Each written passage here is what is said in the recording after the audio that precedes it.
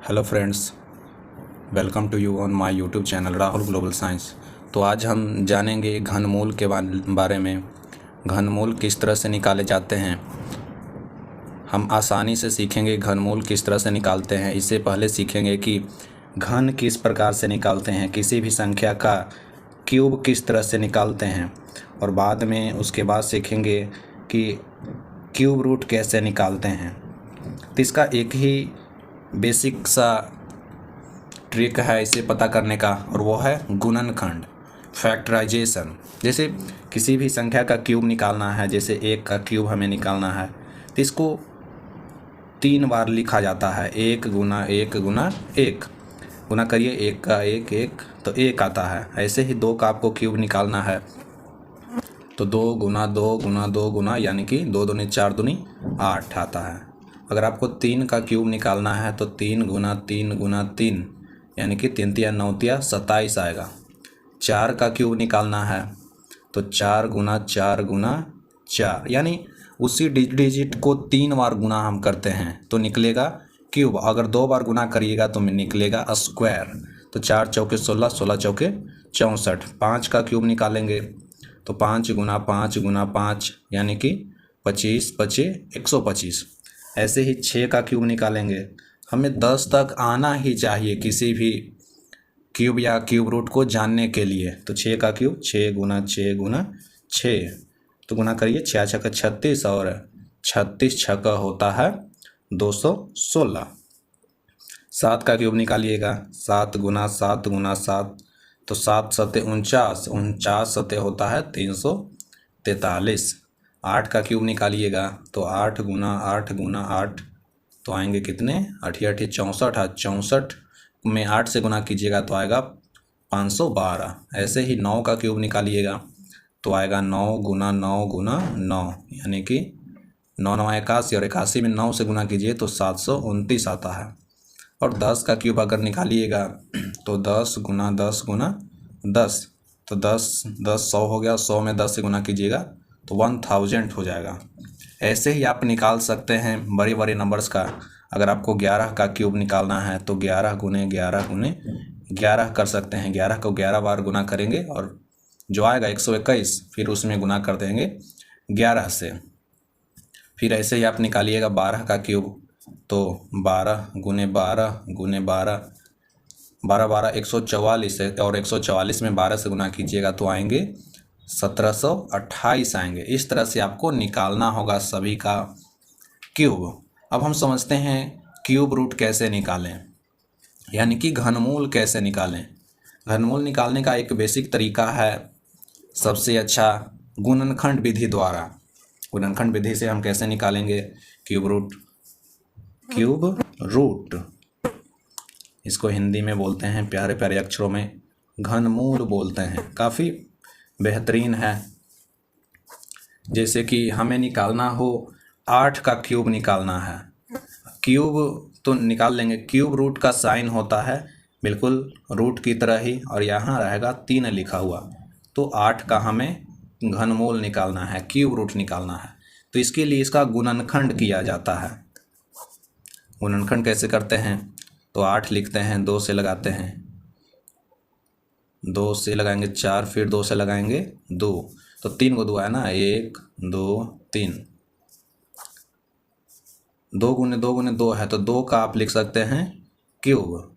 किसी भी डिजिट का 3 बार हो तो 3 बार लिखते हैं। आप इसको क्यूब से क्यूब रूट को काट सकते हैं, घन से घनमूल को काट सकते हैं, तो बीच में जो बचता है वही हमारा आंसर आता है। बीच में जो बचेगा वही हमारा आएगा आंसर। अब ऐसे ही नेक्स्ट प्यारा सा है, उसमें निकालेंगे 64 का। 64 का हम निकालेंगे क्यूब रूट, तो इसका भी उसी तरह से फैक्टराइजेशन होगा। जैसे 64, 2 से लगाइएगा, 32 दूनी 64, फिर 2 से लगाइएगा, 16 दूनी 32, फिर 2 से लगाइएगा, 8 दूनी 16, फिर 2 से, 4 दूनी 8, फिर 2 से, 2 दूनी 4। कितने 2 आए, 6 को 2 आया।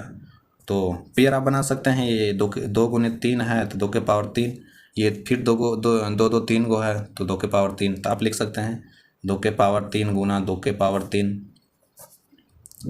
तो 2 गो 2 है, तो इसको आप सेम है तो कॉमन ले सकते हैं 2 गुने 2, और ये पावर ऊपर है, घन से घनमूल कट जाता है तो 2 दूनी 4 आंसर बच जाते हैं। इस तरह से आप किसी का भी स्क्वायर रूट निकाल सकते हैं। अब हम निकालेंगे 27 का क्यूब रूट, घनमूल निकालेंगे, तो लिख लेंगे। इसके लिए इसका गुणनखंड निकालना होगा 27 का, 3 से लगाइएगा 9 तिया 27, फिर 3 से लगाइएगा 3 तियाई 9, तो कितने आए, 3 गो 3 आया, यानी आप लिख सकते हैं 3 का क्यूब लिख सकते हैं। तो आप क्यूब से क्यूब रूट को काट दीजिएगा, बचा 3 आंसर, सिर्फ 3 आंसर बच गया। ऐसे ही हम निकालेंगे 125 का क्यूब रूट, घनमूल निकालेंगे 125। देखिए आपको पहचानने आना चाहिए, अगर 2 से लगाएंगे कि हम 5 से लगाएंगे, तो 2 से कोई विभाज्य होगा, 2 से कटेगा कि नहीं कटेगा, इसकी हम चेक कैसे कर सकते हैं। जिसके भी इकाई स्थान पर यानी कि लास्ट में 0 हो, 2 हो, 4 हो, 6 हो, 8 हो, वो 2 से कटता है। हम इधर उधर चेक नहीं करेंगे, 2 से जो कटेगा उसके इकाई स्थान पर 2, 4, 0, 6, 8 होगा। 3 से कौन कटेगा इसकी कैसे चेक करते हैं, तो उनके इकाई स्थान और दहाई स्थान को आप जोड़िएगा, तो जो आएगा वो योगफल अगर 3 से कट रहा है तो ये पूरी संख्या भी 3 से कटेगी। जैसे आप देख सकते हैं, क्या 18 3 से कटेगी, 18 3 से कटेगा कि नहीं, तो 1 और 8 को जोड़िए 9 आता है। क्या 9 3 से कटता है, तो बिल्कुल कटता है, हाँ कटता है। तो आप आंख बंद करके विश्वास कर लीजिए कि 18 भी 3 से विभाज्य है। हम 5 से कैसे चेक करते हैं, 5 से कोई विभाज्य है कि नहीं, जिसके लास्ट में 0 या 5 रह जाए वो 5 से विभाज्य है। दूसरे नंबर से हम नहीं लगाएंगे, डायरेक्ट 5 से लगाने, पहले 3 से चेक करेंगे लगेगा कि नहीं लगेगा, और फिर 5 से चेक करेंगे। देखिए इसके इकाई स्थान पर 5 है, पहले 3 से चेक कर लेते हैं। 1 का 2 3, 3 5 8, 8 तो 3 से कटता नहीं है, 3 से नहीं लगाएंगे, तो हम लगाएंगे 5 से, इसको 5 से लगाएंगे तो कितना आया, 25 25 125, फिर 5 से लगाएंगे 5 रे 25, तो 3 को 5 हमें मिला, यानी कि घनमूल 125 का वैल्यू आया 5 के पावर 3। आप घन से घनमूल को काट सकते हैं, आंसर आएगा हमें 5 मिलेगा। ऐसे ही हम 216 का निकाल कर देखते हैं घनमूल, तो 216 इसका भी निकालने के लिए आपको गुणनखंड ही निकालना होगा। देखिए इकाई स्थान पर 6 है, तो जिसके इकाई स्थान पर 6 रह जाए उसको 2 से ही लगाना है। तो 2 1 कम 2, फिर 1 उतारेंगे नहीं रहेगा 0, फिर 6 2 8 16, फिर 2 से लगाएंगे तो 5 बार मिलाएगा, 5 फिर 4 64, फिर 2 से लगाएंगे 27, फिर 2 से लगाएंगे, 2 से नहीं लगेगा, अब 3 से लगाना होगा, 9 तिया 27, फिर 3 से 3 तिया 9। तो देखिए हमने 264 का गुणनखंड किया तो हमें मिला क्या, 2 के पावर 3 मिला और 3 के पावर भी 3 मिला।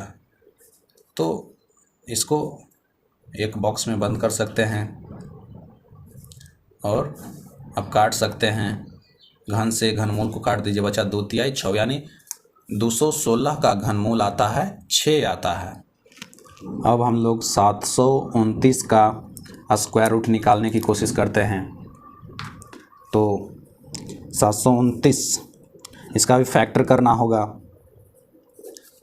तो कितना से लगाइएगा, देखिए लास्ट में तो सम संख्या नहीं है तो ये 2 से बिल्कुल नहीं लगेगा। 3 से ट्राई करते हैं, 7 2 9 और 9 9 18, इनके अंकों के योग आ रहे हैं 18, जो कि 3 से कटता है, तो पूरा संख्या भी 3 से कटेगा।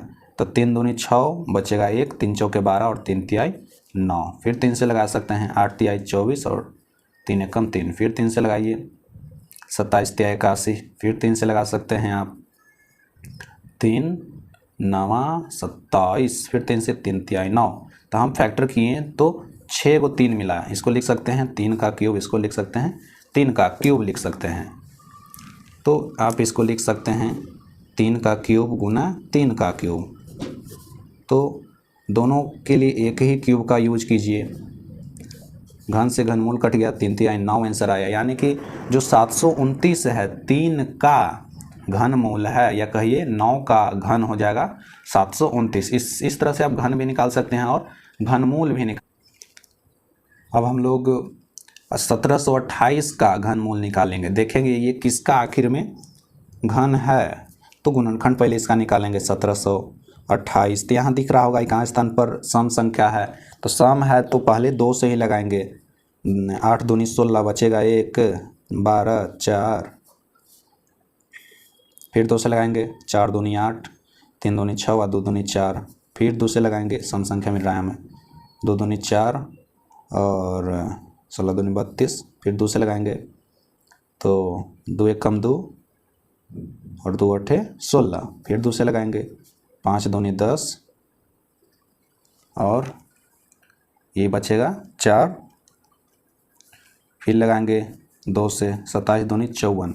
अब लगाना होगा 3 से 9 तिया 27, फिर लगाना होगा 3 से 9 तिया 27। देखिए हमें क्या मिला, 3 का क्यूब मिला, 2 का क्यूब मिला, फिर से 2 का क्यूब मिला। यानी आप इसको लिख सकते हैं 2 का क्यूब गुने 2 का क्यूब गुना 3 का क्यूब। इतने सारे क्यूब लिखने की ज़रूरत नहीं है, इसलिए कॉमन ले लेते हैं। घन से घनमूल को काट दीजिए, बचा 2 दूनी 4 तिहाई 12। यानी 12 का घन होगा 1728 और 1728 का घनमूल होगा कितना, तो 12 होगा। अब 4096 का हम लोग घनमूल निकालेंगे। अगर ये ऐसे 3 आप यहाँ नहीं लिखते हैं तो ये वर्ग जैसा दिखेगा, जो कि देखने में उतना अच्छा नहीं लगेगा। बड़े बड़े टीचर्स बोलेंगे कि ये स्क्वायर का साइन है और आपने घनमूल बना दिया, जो कि गलत हो जाएगा। इसलिए उसको छोड़ना नहीं है, जहाँ जाना है उसको लेकर चलना है। इसके लिए भी सेम मेथड निकालेंगे गुणनखंड विधि से। देखिए लास्ट में सम संख्या है, इसलिए 2 से ही लगाएंगे। 20 दूनी 40 और 48 दूनी 96, फिर 2 से लगाएंगे तो 10 दूनी 20, 24 दूनी 48। ये लंबा जाने वाला है। 5 दूनी 10 और 12, फिर 2 से लगाएंगे तो मिलेगा हमें 128। नहीं 256 मिलेगा, 256।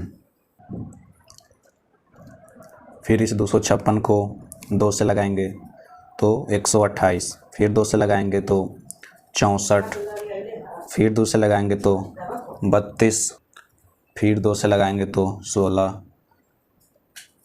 फिर 2 से लगाएंगे तो 8, फिर 2 से लगाएंगे तो 4, फिर 2 से लगाएंगे तो 2। यानी कितने पेयर्स हमें मिले, 1 2 3 4, 4 पेयर्स मिला। इसको लिख सकते हैं 2 के पावर 3, 2 के पावर 3, 2 के पावर 3 और 2 के पावर 3। तो 2 के पावर 3 गुने 2 के पावर 3 गुने 2 के पावर 3 गुना 2 के पावर 3। इतने सारे 3 लिखने की आवश्यकता नहीं है।